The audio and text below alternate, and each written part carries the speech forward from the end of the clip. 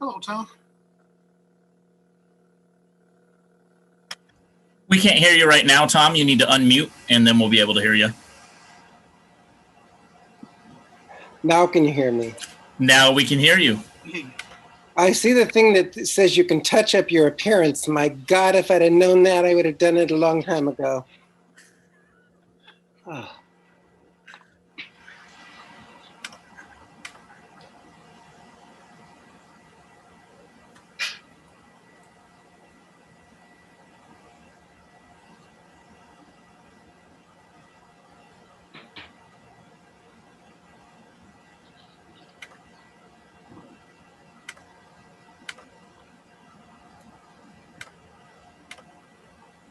Had to turn the kettle off, make the tea.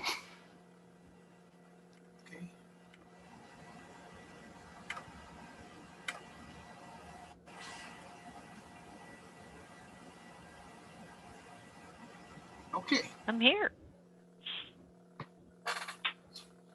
Hi, everybody. Hello. Can I mute everybody? I'm good. Let's see. Okay. It's 4 o'clock, so we'll go ahead and call this meeting of the Urbana Civil Service Commission to order. Let the records reflect that all commissioners are present. Okay. Because this is remote, we have to take a roll of them being present. Okay. Liz, would you call the roll? You're mute. Okay, sorry about that. We could probably read your lips, though. You know. Marion Knight. Go ahead. Sorry. Marion Knight. Present. Tom Betts. Here. And Tracy Alley. Here. Okay. Approval of the minutes of July 29, 2020. I move they be approved and placed on file. Second. Moved to second. Questions? No questions, and all in favor say aye. Aye. Aye. And really quick, since this is, we are attending remotely, we will do a roll call for all of these approvals. Oh, okay. So Commissioner, let's start with Commissioner Knight. Present. Can you motion to approve or the minutes for the Just minutes? Yes. Just yes. Okay, did you ask me to make a motion? No, we're voting on whether to approve the minutes. Oh, yes. All right, Commissioner Nally Yes. and Commissioner Betts. Yes. Okay, moving on. Public input. You have anything, Liz? I believe Jason, can you control that? Yeah, I can control that. First up is Christopher Hansen. So, Christopher, I'm going to allow you to talk, and you have 4 minutes. Hi, could you hear me? Yes. Hi, my name is Christopher Hansen. I live in Urbana. I think you guys have heard me speak at a few of your previous meetings. The first issue I'd like to touch on is public input itself. Yeah, I know your board isn't accustomed to public input, but you've probably noticed that the clock was set to 4 minutes this time instead of 5.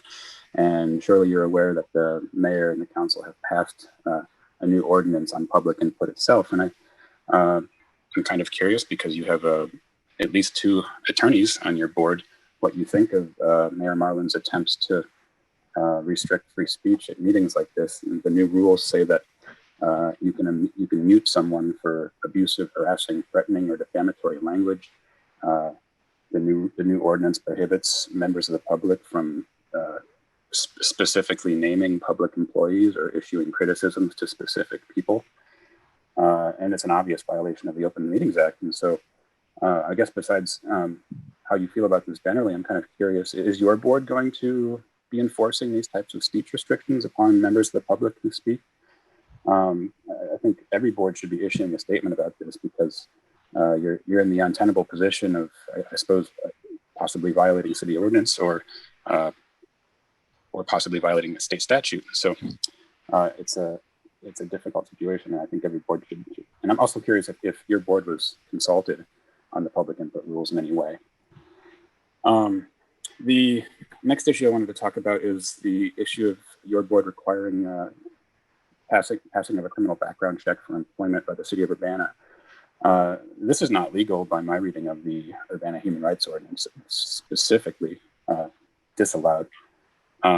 It's certainly not in the spirit in any way of the Human Rights Ordinance. And so I'm wondering why you think you can provide for a requirement in the city employment descriptions or requirements that a private employer would not be able to do.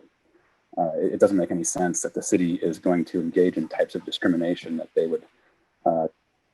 have clearly described as illegal by any private company that resides in Urbana or does business in Urbana. Next, I want to encourage your board again to make some kind of statement or give some kind of consideration or have some kind of discussion about how, when you are making a description for an employment position by the city, is it your understanding that 100% of your work is such that people who work for the city are there to protect only the interests of the city and the city staff itself? Or is it your understanding that part of your charge is to look out for the interests of the public such that public employees are actually working for the public? My current understanding is that almost everything the City of Urbana does and that your board engages in is in pursuit of the former. And I think if we're going to be ethical and we're going to do the right thing for the residents of Urbana, it should be in pursuit of the latter. And that brings me to my next issue, which is that of city values. And so I brought this up a few months ago, and your board has espoused or stated in your job descriptions that city employees should follow the Urbana city values. And we realized, and I think it was a little embarrassing, that there are no publicly stated city values. And so your job descriptions were kind of making a citation for a set of values that doesn't exist. So do you think they should exist? What's your position on it? We never cleared that issue up. And I'll leave it there. Thank you.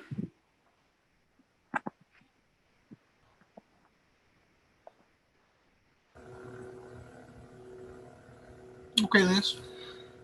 Do we have anyone else wishing to make public comment? No one else has their hand raised at this time. Okay, thank you. Okay, moving on to action items.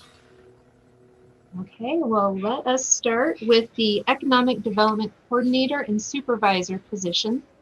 We can talk about these together, and Lori Pearson is here. She is the Community Development Services Director. So Lori, if you would like to jump in at any time, please feel free to do so. As with many city departments around this time, we are looking at reorganizing and seeing how we can perhaps more efficiently conduct business. And part of that involves restructuring some of our positions. Economic development is one of those areas. So what we are looking at doing is adding a classification of Economic Development Supervisor. This position is largely based on the Economic Development Manager position, which was appointed. We are now looking at bringing that position into the classified service and working as a supervisor. Some of the additional duties would be put on a couple of other positions that we have in here at the city that are more related to strategic planning and development, but the position would largely remain the same. And as far as the Economic Development Coordinator goes, that is an existing position, but there were a few modifications as noted on the job description. Do you have anything that you'd like to add, Lori?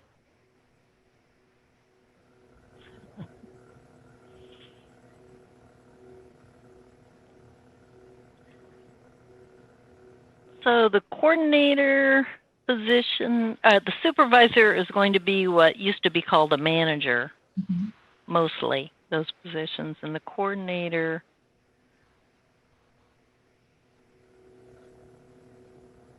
The coordinator is not new. Correct. Right. Okay. It is currently vacant, but it Yeah. is not new. So will the supervisor position is it vacant also, or it will be vacant? Are they both vacant? Can I answer, Liz? Sure. So the manager position is vacant. There Okay. is someone that is serving as an interim supervisor, so doing many of the same tasks. Okay.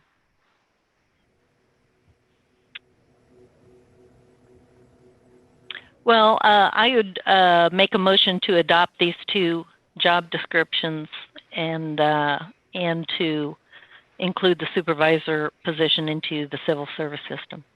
Second. Okay, it's been moved to second. Any Right. questions? No questions? Okay, Liz, we take a roll call vote? Certainly. Commissioner Knight, Yes. Commissioner Betts, Yes. and Commissioner Nally. Yes. Thank you. Appreciate your service. I appreciate yours, Lori. Okay, Liz. All right, Amy.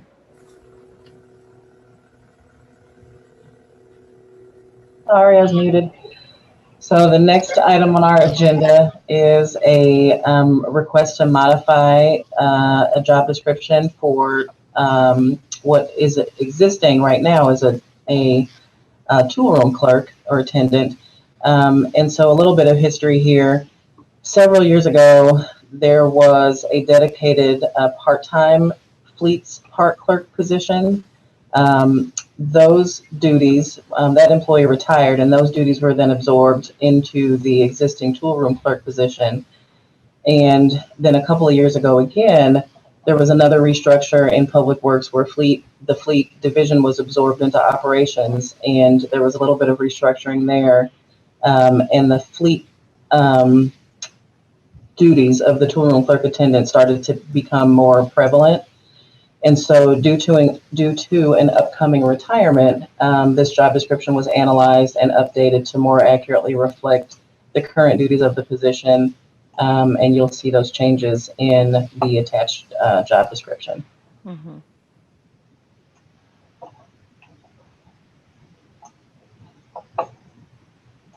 And I'm happy to answer any other questions. Oh, I thought it looked pretty straightforward to me. So I'll move approval. I second. Moved to second. Any questions? We'll have a roll call vote? Certainly. Commissioner Knight, Yes. Commissioner Betts, Yes. and Commissioner Nally. Yes.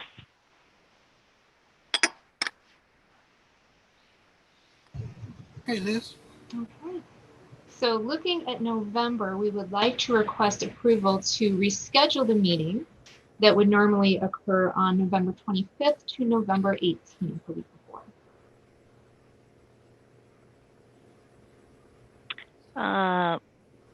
You're moving it to the 18th? If that works. Oh, yeah. Can I you wait think just a second? anything works for me these days. I should be okay. Yeah, me too. Yep, I'm fine. Do you need a motion on that? Could we go ahead and do that? Okay, I'd make a motion to change our November meeting to the 18th at the same time. Second. Okay, it's been moved to second. Any questions? Okay, roll call? Okay, Commissioner Knight, Yes. Commissioner Betts, Yes. Commissioner Nally. Yes. Okay. Liz, anything else? For informational items, I think we'll just go ahead and hold off until next month. So that's Okay. all we have. All right. Any commissioner have anything they'd like to bring before the commission? Just a question. And I don't know the rules. Are we ever supposed to address when the public person raises some issues? Are we supposed to address that, or are we supposed to do what? I don't know the rules. Well, my understanding is if it's something that pertains to this commission, we can address it. But if it's something that's outside of the commission, we can't address it. Okay. And if it's a legal matter, that's the legal department. Sure. I only raise it because he pointed out that there are two of us that are attorneys, and we are not the attorneys for the City of Urbana or the commission. I would get paid much better to come to these meetings if I were acting as the attorney. Right. I want that to be clear. We are not the attorneys for the city or for the Civil Service Commission. Mm-hmm. We may have our own legal thoughts, but I don't express them because that's why we hire competent legal counsel. That's exactly right. It's the only reason I'm raising the issue, because people like to make a big to-do about that, and that's not our role. Okay. Anything else? Then I'm drinking tea if you care to join me. There being nothing else, this meeting stands adjourned. Okay. Thank you. Thanks, Marion. Nice seeing you, everybody. You too. Bye-bye. Bye. Thanks, guys.